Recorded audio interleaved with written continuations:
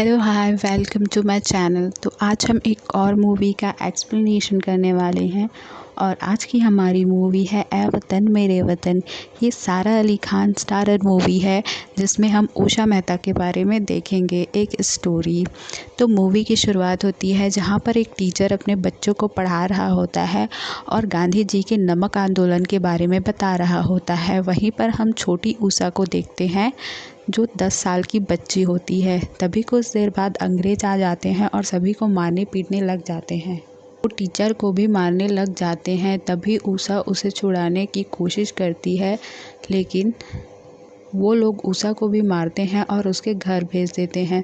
जब उसके घर में पता चलता है उसके पिताजी को कि उषा ने अंग्रेज़ों से लड़ने की कोशिश की थी, तो वो उसे रूम में बंद कर देते हैं और थोड़ी देर बाद बाहर निकालते हैं।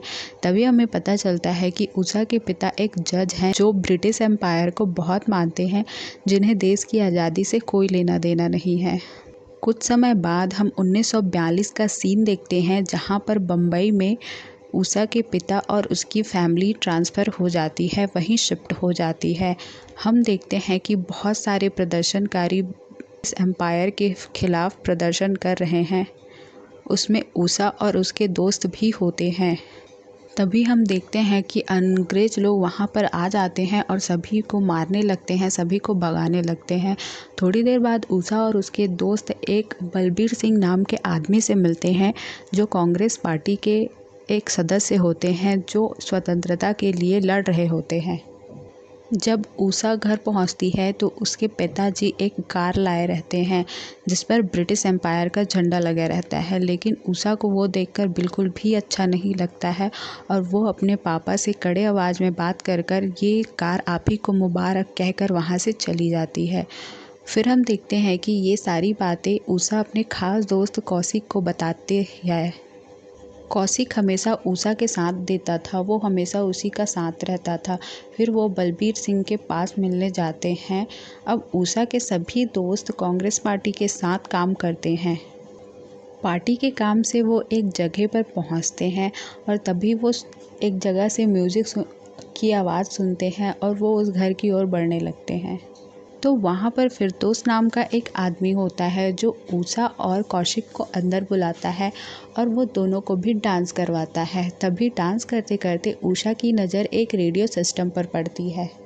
तभी वो पूछते हैं कि ये रेडियो कैसे काम करता है। तभी उन्हें पता चलता है कि इस रेडियो से पूरे शहर में, पूरे इंडिया में पॉडकास्ट किया जा सकता है, लेकिन वर्ल्ड वार 2 के बाद इसे बैन कर दिया गया है, तब से ये ऐसा ही है। फिर उन दोनों का एक दोस्त फहाद होता है जो उन दोनों को बताता है राम मनोहर लोहिया के बारे में। वो कहता है कि ये मेरे हीरो हैं। राम मनोहर लोहिया अंग्रेज़ों से लड़ने की कोशिश में हैं। अब उषा अपने घर आती है और उसके पापा उसे बहुत डांटते हैं क्योंकि उसके पापा को लगता है कि वो अंग्रेज़ों के ख़िलाफ़ लड़ने की कोशिश कर रही है, लेकिन उषा उसे बोलती है कि ऐसा कुछ नहीं है। तभी उसके पिता अपनी कसम खिलवाते हैं और बोलते हैं कि तुम कभी कांग्रेस पार्टी ज्वाइन नहीं करोगी। तभी उषा उसकी कसम खा लेती है। फिर वो अपने रूम में जाकर बहुत रोती है। तभी उषा और उसके दोस्त गांधी जी के प्रार्थना सभा पर पहुंचते हैं जहां पर एक लड़की उठकर एक क्वेश्चन पूछती है कि हम सभी आज़ादी के लिए लड़ रहे हैं, तो क्या हम सभी को ब्रह्मचर्य अपना लेना चाहिए। तभी गांधी जी कहते हैं कि ये ज़रूरी नहीं है कि सभी ब्रह्मचर्य अपना लें, वो अपनी अपनी इच्छा होती है। ये सब सुनने के बाद उषा अपने जगह पर खड़ी हो जाती है ब्रह्मचर्य अपनाने के लिए। तभी वो कौशिक की तरफ देखती है तो वो उसे ही देख रहा था गंभीरता से और वो खड़ा नहीं होता है। तभी उषा ब्रह्मचर्य का शपथ ले लेती है। बाहर निकलते ही कौशिक उसे बोलता है कि तुम्हें ऐसा नहीं करना चाहिए था। फिर उषा बोलती है कि तुम्हें मेरा साथ देना चाहिए, लेकिन तुम क्या कर रहे हो। तभी कौशिक वहाँ से गुस्से होकर चला जाता है। नेक्स्ट सीन में हम देखते हैं कि गांधी जी के नेतृत्व में एक आंदोलन चल रहा होता है जहां पर उषा और उसके दोस्त कौशिक और फहाद दोनों ही होते हैं। वो लोग इस आंदोलन को आगे बढ़ा रहे होते हैं। तभी पता चलता है कि गांधी जी को अरेस्ट कर लिया है और बहुत सारे आंदोलनकारियों को अरेस्ट कर लिया गया है। सब कुछ ख़त्म हो गया था, कांग्रेस पार्टी ख़त्म होने वाली थी, गांधी जी जेल में थे और बहुत सारे आंदोलनकारी भी जेल में थे। तभी उषा कहती है कि हमें ऐसा कुछ करना चाहिए जिससे सभी पूरा इंडिया जुड़ सके। तभी उन्हें उस रेडियो के बारे में याद आता है और वह फिरदौस के पास जाते हैं उस रेडियो की मांग करने। फिर उषा और उसके दोस्त सभी पैसे जोड़ने लग जाते हैं, लेकिन पूरा पैसा जोड़ने के बाद सिर्फ 500 ही वो रख पाते हैं। फिर थोड़ी देर बाद उषा की दादी आती है जो बहुत सारा सोना लेके आती है और उषा को देती है कि इससे 4000 आराम से आ जाएंगे, क्योंकि फिरदौस ने रेडियो के लिए 4000 मांगा था। वहीं फिरदौस के घर पर उसका एक नौकर होता है जो सारी बातें पुलिस को बता देता है। फिर उषा और उसके दोस्त पॉडकास्ट वाले रेडियो को शिफ्ट करने लग जाते हैं। फिरदौस इंजीनियर पूरी तरह रेडियो को सेट करके देता है और ये सब वो पुलिस दूर से देख रहा था। फिर उषा और उसके दोस्तों को समझ नहीं आ रहा होता है कि पॉडकास्ट कैसे शुरू किया जाए। तभी उनके पास बहुत सारे स्वतंत्रता सेनानियों के रिकॉर्डिंग्स हैं, वो उन्हें ही चलाकर पॉडकास्ट स्टार्ट करना चाहते थे। फिर रात में उषा जो है इस रेडियो को स्टार्ट करती है और सबसे पहले वंदे मातरम गाना से ये स्टार्ट होता है और धीरे धीरे इसकी आवाज़ पूरे देश में गूंजने लगती है और सभी लोग उसे सुनने लगते हैं। लेकिन इसके बारे में अंग्रेज़ों को भी पता चल चुका था कि कोई रेडियो फ्रिक्वेंसी है जो बैन होने के बाद भी चल रही है, इसे जल्द से जल्द बंद करवाना होगा। जब पॉडकास्ट करके उषा घर में वापस आती है तो उसके पिता पूछते हैं कि तुम कहाँ गई थी। तभी उषा झूठ बोल देती है कि उसने चिट्टी सर की लॉ क्लास ज्वाइन की थी, जबकि ऐसा कुछ नहीं था। वह कांग्रेस द्वारा कांग्रेस की रेडियो पे पॉडकास्ट करती थी। धीरे धीरे ये बात पूरे देश में फैलने लगी थी और ये पेपर में भी छपने लगा था। फिर हम राम मनोहर लोहिया मतलब इमरान हाशमी जो राम मनोहर लोहिया है उसको देखते हैं, जो अपना काम बहुत ईमानदारी से करते हैं और कहते हैं कि ये रेडियो कांग्रेस पर मुझे बहुत भरोसा है। दूसरी तरफ अंग्रेज़ इस रेडियो के बारे में पता लगाना चाहते थे और बहुत ढूंढते हैं। फिर बहुत ढूंढने के बाद भी उन्हें ज़्यादा पता नहीं चलता है, लेकिन इतना तो पता चल ही जाता है कि इसका प्रसारण बम्बई से हो रहा है। जब उषा घर वापस आती है तो वह अपने पिता के साथ चिट्टी सर को देखती है जो लॉ के टीचर थे। तो इससे ये तो पता चल जाता है कि उषा लॉ की क्लास नहीं ले रही थी। तभी उसके पिता पूछते हैं कि तुम मुझसे क्या छुपा रही हो। तभी उषा सब कुछ सच सच बता देती है कि वह कांग्रेस रेडियो के लिए काम करती है। इससे उसके पिता बहुत गुस्सा होते हैं और उसे रूम में बंद कर देते हैं। दूसरे सुबह जब उसके पिता उसके रूम में जाते हैं तभी पता चलता है कि उषा खिड़की से भाग गई है और उन्हें एक लेटर मिलता है जिसमें रहता है कि वो बहुत प्यार करती है आपसे, लेकिन आपका प्यार बेड़ियों का काम कर रहा है। मैं अपने देश से और भी ज़्यादा प्यार करती हूँ, इसलिए जा रही हूँ। इस प्रकार उषा अपना घर छोड़ देती है और कई आंदोलनकारियों से मिलती है। उषा सबसे पहले राम मनोहर लोहिया से मिलती है और वो उसे बताते हैं कि तुम्हारी आवाज़ देश के विभिन्न जगहों पर पहुंच गई है, लेकिन इसे हमें देश भर में पहुंचाना है। उषा के साथ उसके दोस्त कौशिक और फहाद भी होते हैं। यहाँ रेडियो को ढूंढने के लिए अंग्रेज़ों ने एक स्मार्ट पुलिस वाला हायर किया था जो पता लगाता है कि इस रेडियो को बनाने का काम तो केवल इंजीनियर ही कर सकता है।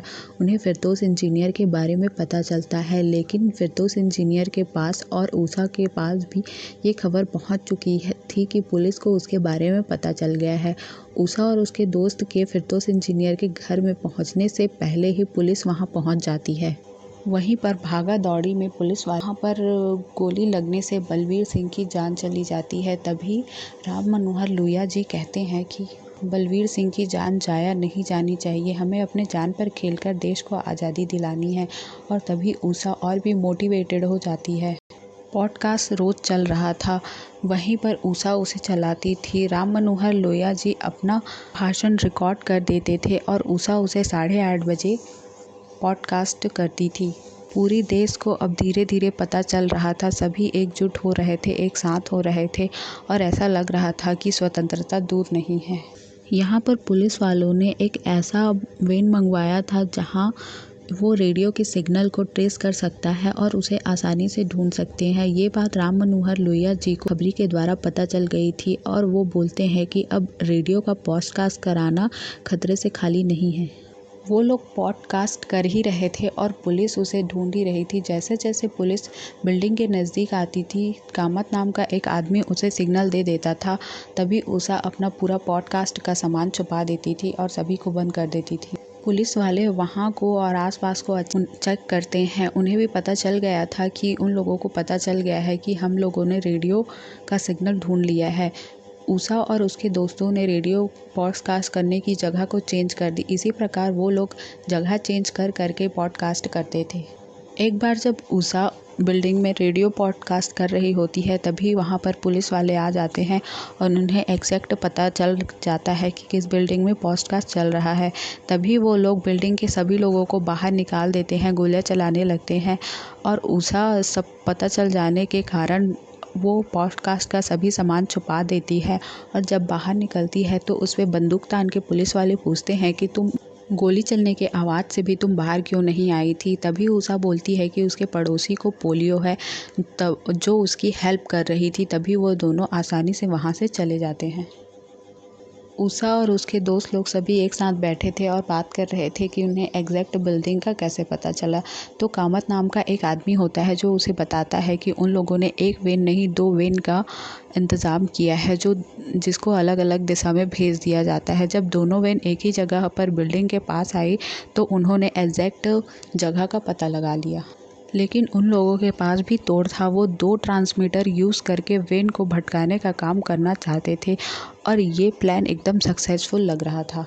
लेकिन पुलिस वालों को भी अच्छे से पता था कि हम उसकी जगह होते तो हम भी 2 ट्रांसमीटर का उपयोग करते। अब फिरदौस इंजीनियर की सहायता से ट्रांसमीटर बना लिया जाता है। जब वो ट्रांसमीटर लेने फिरदौस इंजीनियर के घर पहुंचते हैं, तब उसे पता चलता है कि फिरदौस इंजीनियर को पुलिस वालों ने अरेस्ट कर लिया है और ट्रांसमीटर को भी कब्जे में कर लिया है। तभी उन्हें लगता है कि अब एक ही ट्रांसमीटर से पॉडकास्ट करना आसान नहीं होगा, खतरे से खाली नहीं होगा। लेकिन वो स्पीच बहुत इम्पॉर्टेंट थी जो राम मनोहर लोहिया की थी, वो पूरे देश तक पहुंचाना चाहता था। ये स्पीच बहुत इम्पॉर्टेंट है और इसका पॉडकास्ट करना भी बहुत ज़रूरी था। तभी उषा और फहाद में डिस्कशन होता है कि ये पॉडकास्ट कौन करेगा, क्योंकि इस पॉडकास्ट के बाद पुलिस अरेस्ट भी कर सकती है। तभी उनमें डिसाइड होता है कि ये पॉडकास्ट उषा करेगी और उषा चली जाती है पॉडकास्ट करने। तभी कोई दरवाजे पर आता है तो उषा देखती है तो वो कौशिक होता है जो बोलता है कि मैं तुम्हारे साथ ही पॉडकास्ट करूँगा। फिर पॉडकास्ट शुरू कर दिया जाता है जहाँ पर राम मनोहर लोहिया जी स्वतंत्रता के बारे में बात कर रहे होते हैं दिवाली के अवसर पर। इसके बारे में पुलिस वालों अंग्रेज़ों को भी पता चल जाता है और पुलिस वाले भी उस बिल्डिंग तक पहुँच जाते हैं। तभी कौशिक कहता है कि क्या हम ये रेडियो ऑन करके जा नहीं सकते। तभी उषा बोलती है कि हमें ये पॉडकास्ट पूरा चलाना है, अगर पुलिस वाले आके इसे बीच में ही बंद कर दिए तो इसलिए हम यहाँ से नहीं जा सकते। राम मनोहर लोहिया की स्पीच सुनने के बाद सभी देश के लोग विद्रोह करने सड़क पर आ गए थे और बहुत लोग बाहर आ गए थे विद्रोह करने के लिए। उषा और कौशिक पुलिस वाले को रोकने लगते हैं, लेकिन फिर भी पुलिस वाले अंदर आ जाते हैं और उषा और कौशिक को अरेस्ट कर लेते हैं। जो विद्रोहकारी सड़क पर थे उन पर अंग्रेज़ों द्वारा हमला कर दिया जाता है और ये पूरा आंदोलन ठप पड़ जाता है। यहाँ पर जेल में उषा पर टॉर्चर हो रहा था। पुलिस वाले उषा और कौशिक से इतना कहलवाना चाहते थे कि इन सब के पीछे राम मनोहर लोहिया हैं, लेकिन उषा कुछ भी कबूल नहीं करती है, कुछ भी नहीं बोलती है। फिर उषा को 4 साल की सज़ा होती है। 4 साल बाद उषा जेल से बाहर आने वाली थी। उषा के पिता ने एक चिट्ठी लिखी और वो उषा को लेने गए थे। तब उन्होंने कहा कि मुझे जज बनने के बाद इतना प्राउड फील नहीं हुआ जितना उषा के पिता होने पर है। और जब उषा जेल से बाहर आई तो वो सबसे पहले अपने पिता और अपनी दादी से मिली। जब उषा रेलवे स्टेशन से बाहर आती है तो वो उसके स्वागत में 20,000 लोग से भी ज़्यादा लोग वहाँ पर मौजूद थे, क्योंकि वो लोग ये नहीं भूल सकते हैं कि उषा ने देश के लिए क्या किया है। 1998 में उषा मेहता को पद्म विभूषण से सम्मानित किया और उषा मेहता ने अपनी पूरी ज़िंदगी आंदोलन के लिए बिता दी, देश के आज़ादी के लिए गांधी जी का साथ दिया। हमारी मूवी यहीं पर ख़त्म होती है। Thanks for watching. Don't forget like, comment, share and subscribe.